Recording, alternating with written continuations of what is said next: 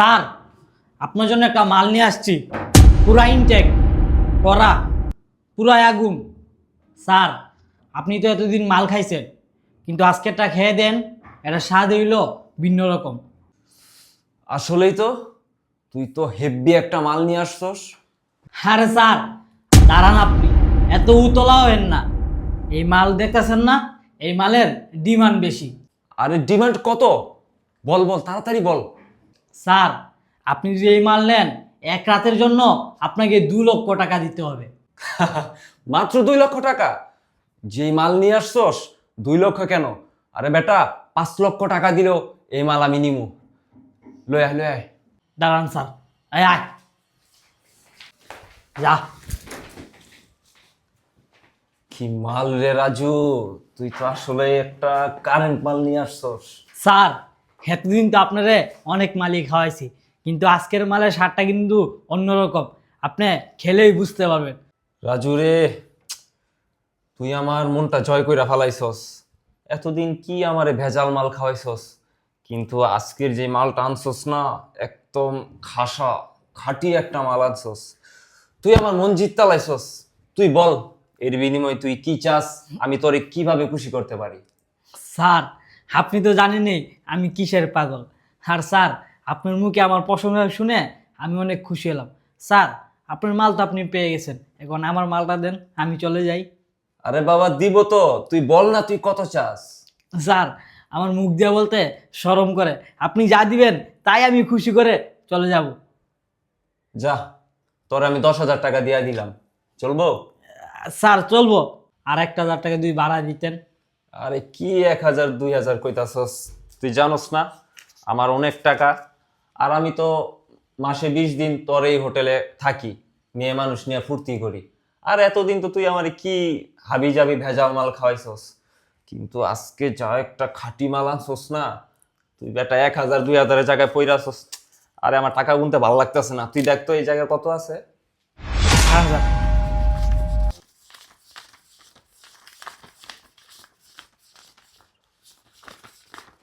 Sir, 19,000।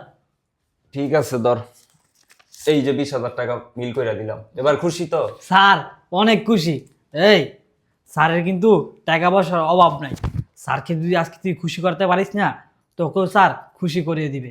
Sir, আমি তাহলে যাই। আচ্ছা ঠিক আছে, যা, রুমের দরজাটা শক্ত করে লাগাই দিস। স্যার, আপনি কোনো চিন্তাই করবেন না, আমি থাকতে গেলাম, আপনি এনজয় করেন। আচ্ছা ঠিক আছে, যা। কাছে এসে ঘেসে বসো।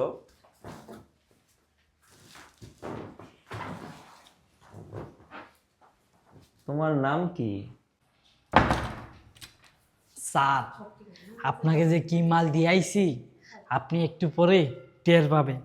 কথায় আছে না, চুরের 10 দিন আর গৃহস্থের 1 দিন। যাক, আমি এইসব নিয়ে ভাবছি কেন, আমি তো আমার মাল পেয়ে গেছি, তাতেই আমার চলবে। ওরা যা মন চায় তাই করুক, যাই, আমার আবার কাম আছে। আপনাকে দেখে তো অনেক সুন্দরী মনে হচ্ছে। আপনার এই চাঁদ মুখখানি কেন ঢেকে রেখেছেন? এই হিজাবটা খুলুন। আরে দাঁড়ান দাঁড়ান, এত অস্থির হচ্ছেন কেন? আগে তো আমি আর আপনি দুইটা কথা বলি, তারপর না মুখটা খুলি। হ্যাঁ হ্যাঁ, অবশ্যই, বলুন কি কথা বলবেন। আচ্ছা, আপনি কি এই হোটেলে প্রতিনিয়ত আসেন? আমি কিছুক্ষণ আগে বললাম না, আমি মাসে 20 দিন এই হোটেলে সময় কাটাই, মেয়ে মানুষ নিয়ে ফুর্তি করি। আর কোনো কোনো মাস তো 30 দিনই আমি এই হোটেলে কাটাই। কেন, হঠাৎ করে আপনি একথা জিজ্ঞাসা করতেছেন? না, এমনি জিজ্ঞাসা করলাম। ও আচ্ছা, এই ব্যাপার। আপনার আর কোনো কথা আছে কি? হ্যাঁ, অবশ্যই অনেক কথা আছে, কথা বলি, তারপর না হয় আমরা অন্য কিছু একটা করি। সমস্যায় কি, আমরা কাজ করতে করতেই কথা বলি। আরে এত অস্থির হেন না, থামেন তো। আপনাকে কি আমি কথা বলার জন্য এখানে এনেছি? আপনাকে এনেছি আমি একটু ফুর্তি করার জন্য। আপনি হ্যাঁ, কি বোঝেন না? সেটা তো আমি জানি যে আপনি ফুর্তি করার জন্য আমাকে অবশ্যই টাকা দিয়ে আনছেন, তো আপনার টাকার প্রতি কি একটু মায়া নাই? কি বলছেন? এই জীবনে শান্তি সবচেয়ে বেশি জরুরি, টাকা পয়সা তো হাতের ময়লা। নিজের মানসিক শান্তির জন্যই আমি এত এত টাকা খরচ করি। ও আচ্ছা। আপনার আর কিছু বলার আছে? হ্যাঁ, অবশ্যই বলার আছে, আমি বলতেছি, বলতে তো দিবেন। ঠিক আছে, বলুন, কি বলবেন? আচ্ছা, একটা কথা জিজ্ঞেস করি, আপনার ঘরে কি বউ নেই? হ্যাঁ, আমার বউ আছে তো।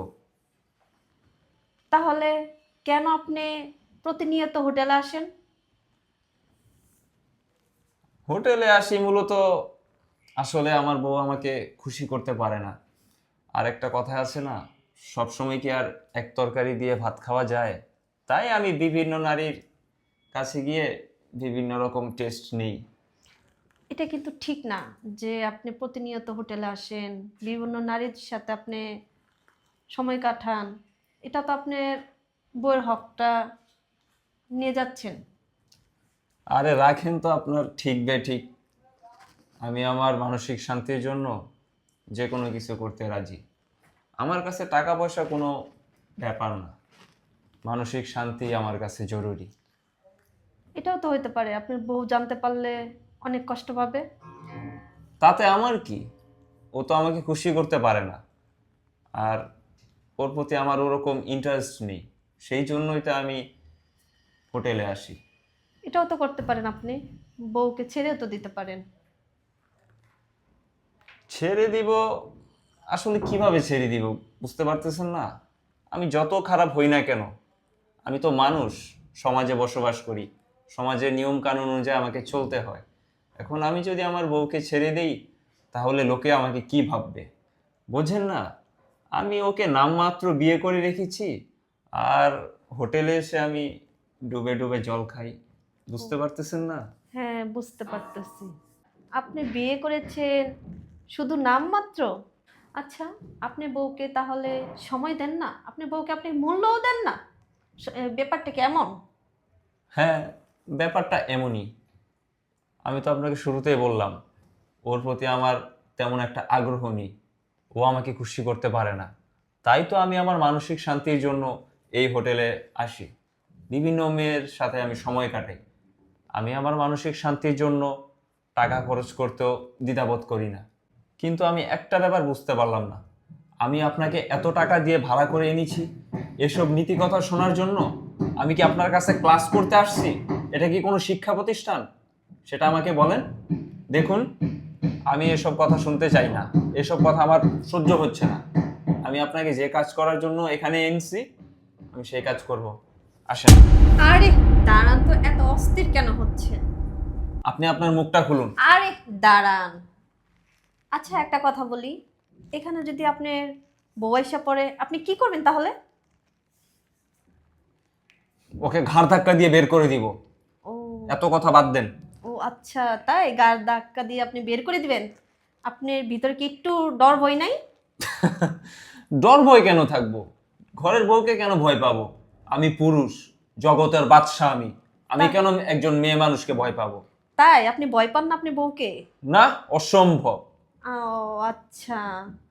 এখানে যদি এখন আপনার বউ আপনার সামনে আসা যদি আপনাকে কিছু বলে?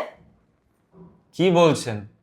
ওর সেই সাহস আছে নাকি আমার সামনে এসে দাঁড়িয়ে আমার চোখে চোখ রেখে আমাকে রাগ দেখিয়ে কথা বলবেন? কি যে বলেন না ও আপনি! আচ্ছা, আপনি তো অনেকক্ষণ ধরে বলতেছেন আমার মুখ দেখবেন, মুখ দেখবেন। আচ্ছা, আপনি আমার মুখটা দেখতে চান না? অবশ্যই আপনার মুখ দেখতে চাই। আচ্ছা। আপনার এত সুন্দর শরীর, আপনার মুখটাও তো দারুণ হবে। হ্যাঁ, অবশ্যই, আমি যেমন সুন্দর আমার চেহারাটাও ফেস এমন সুন্দর। ফেস দেখবেন না? দেখেন তাহলে, এই যে দেখেন। আফরোজা, তুমি? আয় আয়, তুই ভয় পাস না? আমার দেখ আয়, এদিকে আয়। কি বলছস তুই? তুই কি বলছস? আমাকে সমাজে গনার দরস না, আর আমাকে পছন্দ হয় না, তোর অন্য মেয়েদেরকে পছন্দ হয় না। তুই নিয়তভাবে তুই হোটেলে আইসা এক এক মেয়ের সাথে ফুর্তি করস, সেটা আমাকে বলতেছিস না?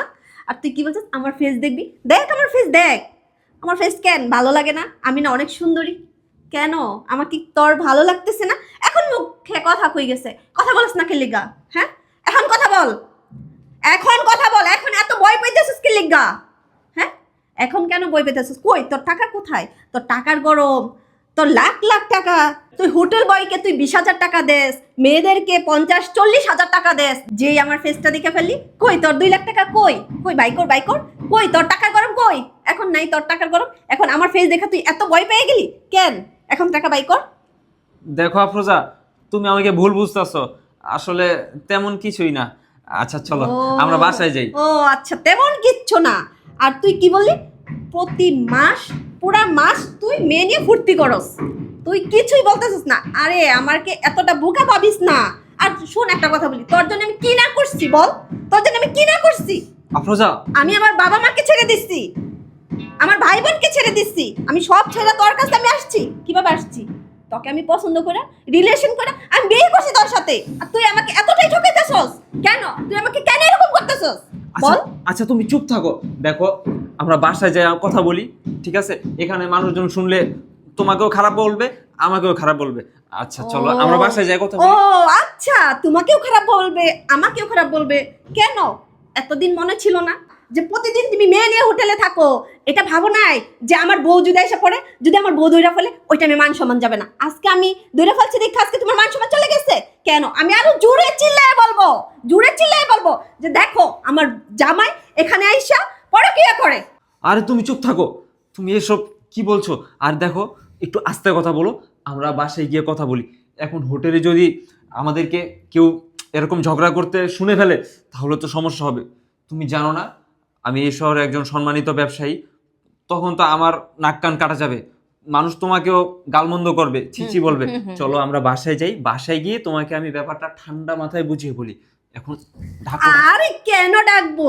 কেন মান সম্মান? তোমার এত মান সম্মানের যেহেতু এত ভয়, তাহলে তুমি কি বলছিলে আমাকে অতক্ষণ গল্পের মতো যে আমি প্রতিদিন মেয়ে নিয়ে আসি, আমার কোনো সমস্যা নাই, আমার বউ আমাকে কিচ্ছু বলবে না। আর বউয়ের কথা বলতেছো, বউ দেখে তো আমি ভয়ই পাই না। আর এখন মিজু বিলের মতো কেন আসো? এখন বউকে দেখে কেন এত ভয় পাইতেছো বলো তো? আর আমি এখন জোরে চিল্লাইতেছি দেখে তোমার মান সম্মান চলে যাবে, সেটা তো হবে না। মানে আমি নিজেই মানহানি মামলা করব, বুঝছো নাই? যে এরকম তুমি করতেছো, তোমার মান সম্মান আমি নিজেই ধুলাই দিয়ে দিব, ঠিক আছে? তুমি কি বলতেছো যে তুমি চুপ থাকো, আমার কানে লাগছে কেন ভাই? এখন কানে কেন লাগছে? তুমি তো নিজেই বললা তোমার বউকে দেখে তুমি ভয় পাও না, তুমি কেন এখন এরকম কেন করতেছো? এখন গলা চেলে আমার সাথে কথা বলো, এখন আমাকে পাল্লা দিয়ে কথা বলো। হ্যাঁ, কেন কথা বলতেছো না বলো? তোমাকে আমি ভালোবেসে বিয়ে করছিলাম, তুমি কেন এরকম করতে পারলা? তুমি আমাকে এতটাই ঠকাইতে পারলা তুমি আমাকে? হ্যাঁ, তুমি একটাবার বলো। দেখো আফরোজা, মানুষই তো ভুল করে, তুমি আমাকে ক্ষমা করে দাও। কিসের ভুল? তুমি তো ভুল করো নাই, তুমি নিজে যাই না শুই না তুমি এই কাজ করতেছো। তুমি টাকার গরম, তোমার কাছে অনেক টাকা আছে, তোমার টাকা কিন্তু বিষয়ই না, তুমি তো ঘনাই ধরো না।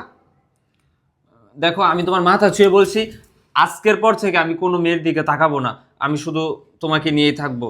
এবারের মতো তুমি আমাকে ক্ষমা করে দাও, আমাকে তুমি একটা সুযোগ দাও প্লিজ।